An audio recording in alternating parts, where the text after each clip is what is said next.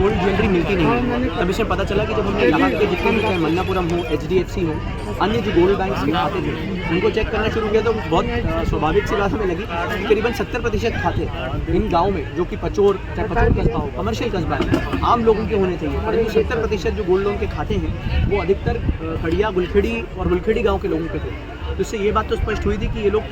अपना जो ज्वेलरी और अन्य चीज़ रहती है उनको गोल्ड लोन के खातों में शिफ्ट करते हैं, वहाँ से कैश विड्रॉ करते हैं। तो ये कैश का कोई आपके पास प्रूफ नहीं रहता कि कैश कहाँ से आया है, किस प्रकार से आया है। और एक लूप होल जिसको हम प्लग करा रहे हैं, जिसके लिए हमने RBI को भी पत्राचार किया है और लिखा है और वहाँ से भी संपर्क किया है कि गोल्ड लोन भी जब इशू हो उसमें जो अधिकतम GST पेड बिल हो उसके बिना गोल्ड लोन भी अब इशू नहीं किया जाए। इसमें एक प्रैक्टिकल समस्या ज़रूर आती है कि कई बार पुराना गोल्ड ज्वेलरी रहती है जिसको लोग बोलते हैं कि साहब हमारा पारिवारिक है, पुश्तैनी है,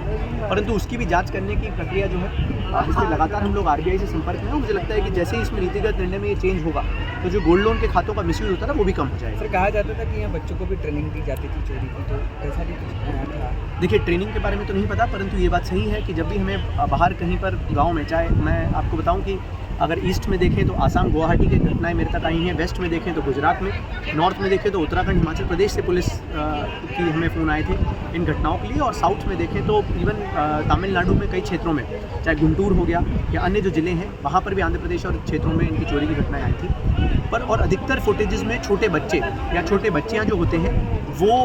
हमें दिखे थे कि चोरी करते हैं, परंतु ये भी स्वाभाविक बात है कि भाई छोटा बच्चा अकेला वहाँ नहीं पहुँच सकता है, तो कुछ हैंडलर्स करते होंगे जो इधर पर जाके इस तरह की गतिविधियों में बच्चों को इस्तेमाल करते थे। तो इवेंचुअली क्योंकि काफ़ी लंबे से ये चलता था तो बच्चे भी या अधिकतर लोग भी देख के सोचते होंगे कि यही करना एक हमारे लिए रास्ता है और इससे जीवन यापन कर सकते हैं। पर मुझे लगता है कि अब धीरे धीरे बदलाव आएगा, लोगों में भी ये समझ आई है कि ये गलत चीज़ें करके हमारा जीवन कोई सुखी नहीं हो रहा है, कोई भरोसेमंद चीज़ें हो नहीं रही हैं, और गाँव में भी जो विकास के काम है मुझे लगता है कि इसमें तेज़ी आएगी। अवैध शराब और जो स्मैक वगैरह जो बिकती है यहाँ भी इस गांव में जो बताया जाता है, तो उसमें आपका क्या कहना है? नहीं, ये बात सही है कि लगातार हम लोग उसमें निरंतर कार्रवाई कर रहे हैं, चाहे अवैध शराब की बात हो, जुए सट्टे की बात हो, लगातार पिछली बार भी गुलखेड़ी में हुआ था और लगातार हम लोग उसके चिन्हित करके स्ट्रेटेजिक उन पे, क्योंकि ऐसे अपराध रहते हैं कि इसमें आपको जो